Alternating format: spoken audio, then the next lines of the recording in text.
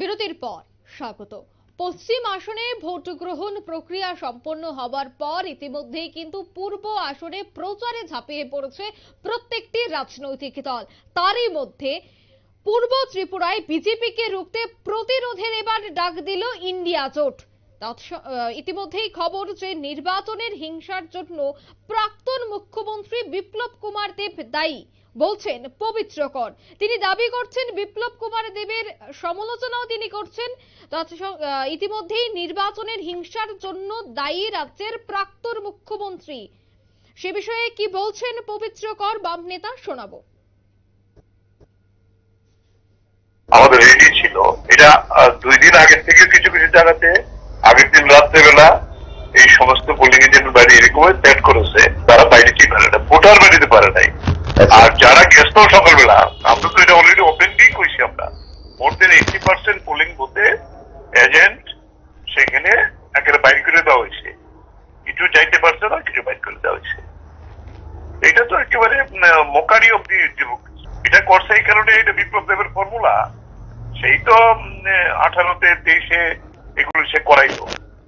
সেই জায়গায় দাঁড়াইছে, সে জানছে যে মানুষ যদি ভোট দেয়, যদি ভোট চেক আপ হয় তাহলে তার পরাজয় নিশ্চিত। আমরা ফিল্ডে যাদের বিজেপির প্রচুর লোক আমাদেরকে ভোট দিতে আছে, সব জায়গাতে এটা প্রচার করতেছে যাতে পশ্চিমে যা হয়েছে সেটা যাতে পুনরাবৃত্তি না করতে পারে না, আমাদের সেইভাবে তৈরি করা। আমরা তো সবাই মানে সরকার কালকে গন্ডা ছাড়া হয়ে গেছে, আজকে থাকবো। আমি জিতে এখানে আসি ধর্মনগর, তারপর কুমারঘাট, পানিসাগর, কাঞ্চনপুর, এই মিলাইয়া কন্টিনিউয়াসলি আমরা 24 তারিখ পর্যন্ত এই প্রচার সব জায়গাতেই করবো। এ আগে নিজেরটা ঠিক করুক না, বাম আমলেরটা আগে, এই আমলটা আগে করুক না। আমরা তো ওপেনলি কইছি, বাম আমলেরটাই যদি আবার পুনরায় করতে চাও, আমরা ওয়েলকাম করো। আইনের পথে চলুক, আইন তো ঠিক করছে না, ওরা কিচ্ছু করতে তো না। পুলিশ অফিসাররা স্বাভাবিক, গভর্নমেন্টে যারা থাকে তারা একটু ডর থাকবো, কিন্তু পুলিশ অফিসাররা তো মানুষ, তারা ফ্যামিলি আছে। সুতরাং ভোট হইলে তবেই ঠিক হয়ে যাবে। মানিক সাহেব নিজেরই তো মানুষের কি আছে, কোনদিন রাজনীতি করছে, শিখে যা যে তা কইতেছে।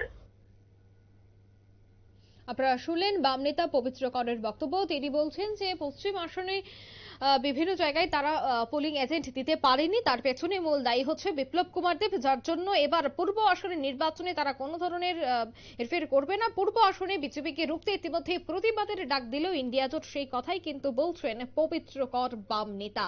একেবারে নির্বাচনের পরে বিস্ফোরক হতে দেখা গেল বাম নেতাকে। তিনি বলছেন যেহেতু পূর্ব আসনে এবার নির্বাচন বাকি রয়েছে, সেক্ষেত্রে পূর্ব আসনে প্রতিরোধে এবার নামবে ইন্ডিয়া জোটের নেতৃত্বরা।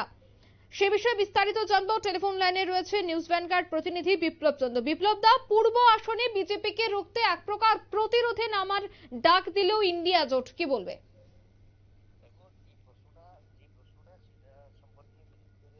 পবিত্র করে যে তার নিজের প্রতিক্রিয়া ব্যক্ত করেছেন, এবং এই প্রতিক্রিয়ার পাশাপাশি অন্যান্য ইন্ডিয়া জোটের যারা রয়েছেন প্রার্থী, তাদের কাছে একই সুর যে পশ্চিম ত্রিপুরা আসনে যখন ভোট সম্পন্ন হয়েছে তখন কিন্তু বিভিন্ন ক্ষেত্রে অভিযোগ রয়েছে যে সে ক্ষেত্রে অনেক পোলিং এজেন্ট কিন্তু কোন দলেরই কিন্তু যেতে পারেনি, এবং সেক্ষেত্রে কিন্তু নির্বাচন কমিশন এবং পুলিশের কাছেও কিন্তু তারা অভিযোগ জানিয়েছিল। যদিও সেই অভিযোগ মূলে এখন পর্যন্ত কিছু হয়নি, যদিও তার কারণেই কিন্তু পূর্ব ত্রিপুরা আসন, যেটা পূর্ব ত্রিপুরা আসনের ভোট গ্রহণ 26শে এপ্রিল, তো 26শে এপ্রিল কিন্তু এই ইন্ডিয়া জোট বিশেষ করে আগামী 24 তারিখ পর্যন্ত তাদের মধ্যে যে প্রচার অভিযান চালাবে, এবং সেই প্রচার অভিযানের পাশাপাশি ডোর টু ডোর যে প্রোগ্রাম, এই প্রোগ্রামে কিন্তু প্রত্যেককে, সমস্ত ভোটারদের কাছে অবগত করবে যে এই যে পশ্চিম ত্রিপুরা আসনের ক্ষেত্রে যে সমস্ত দুর্বলতা বা ঘাটতি বা ব্যর্থতা দেখা গিয়েছিল, যা পোলিং এজেন্টরা ঢুকতে পারেনি, তার যেন মোকাবিলা করা হয় এবং তার পাশাপাশি যেন করার জবাব দেওয়া হয়, সে বিষয়ে কিন্তু প্রত্যেকে কিন্তু অবগত করবে।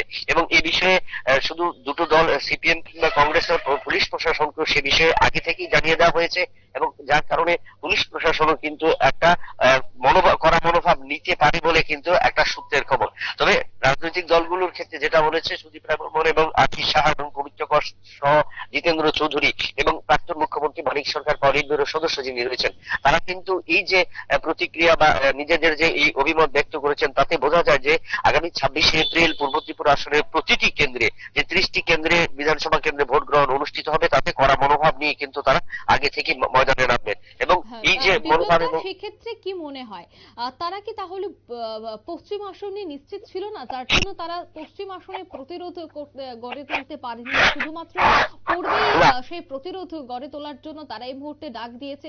তবে কি পশ্চিমে ইন্ডিয়া জোটের নেতৃত্বদের এক প্রকার দুর্বলতা ছিল? না, ইন্ডিয়ান জোটের দুর্বলতা সেটা কিন্তু এতটা প্রকাশ্যে হয়নি বা প্রকাশ্যে অনেকটা দেরিতে হয়েছে, যার কারণে কিন্তু তারা এই পশ্চিম ত্রিপুরা আসলে নিজেদের দুর্বলতার সুযোগটা কিন্তু দখল করে নিয়েছে শাসক দল, এটা বলা যায়। তবে পূর্ব ত্রিপুরা আসলে যেহেতু ইতিমধ্যে আমরা যেটা জেনে গেছি যে শাসক দল আইপিএফটি এবং বিজেপির মধ্যে একটা কিন্তু আভ্যন্তরীণ তাদের একটা ইন্টারনাল একটা গোলযোগ চলছে এবং সেই গোলযোগের কারণে কিন্তু এবার এই মথা আইপিএফটি এবং বিজেপি এবং সেই জায়গাটাই কিন্তু নিজেদের তৈরি করবে এবং সেই জায়গাটায় জোরালো ভাবে যেন তৈরি করতে পারে এবং সেখানে তারা পূর্ব ত্রিপুরা আসন নিশ্চিত করার জন্য ঝাঁপাবে বলে তাদের অভিমত। কারণ এই যে জায়গাটায় দুর্বলতা রয়েছে শাসক দলের দুর্বলতা, সেই দুর্বলতাটাই কিন্তু তারা চাপ তৈরি করবে। কারণ আমরা জানি ইতিমধ্যে পূর্ব ত্রিপুরার বেশ কিছু অঞ্চলে রায়না ভ্যালি, আমবাসা, কাঞ্চনপুর, লংত্রাই ভ্যালি সহ বিভিন্ন এলাকাতে কিন্তু আইপিএফটি এবং মথার মধ্যে যে সম্পর্ক সেই সম্পর্কটার মধ্যে একটা ফাটল ধরেছে এবং সেই ক্ষেত্রে বিজেপি যে তাদের প্রধান দল তারাও কিন্তু সেই ভাগে নিজেদের তৈরি করতে পারছে না বা তাদেরকে মিলিয়ে আনতে পারছে না। আর এই সুযোগটা যেন কাজে লাগাতে পারে এবং পূর্ব ত্রিপুরা আসনে নিজেদের এই পরিকল্পনা নিয়ে মাঠে নামতে প্রস্তুত কিন্তু বিরোধী ইন্ডিয়া জোটের প্রার্থী এবং তার যারা নেতৃত্ব রয়েছেন তারা, যার কারণে তারা আগামী 24 এপ্রিল পর্যন্ত ঝড়ো প্রচার চালাবেন গোটা পূর্ব ত্রিপুরা। একদমই, ধন্যবাদ বিপ্লব দা। অর্থাৎ পূর্ব ত্রিপুরায় বিজেপিকে রুখতে ইতিমধ্যেই কিন্তু প্রতিরোধে নামতে চলেছে ইন্ডিয়া জোটের নেতৃত্বরা। নির্বাচনে হিংসার জন্য প্রাক্তন মুখ্যমন্ত্রী বিপ্লব কুমার দেবকে দায়ী করেছেন বাম নেতা পবিত্র কর।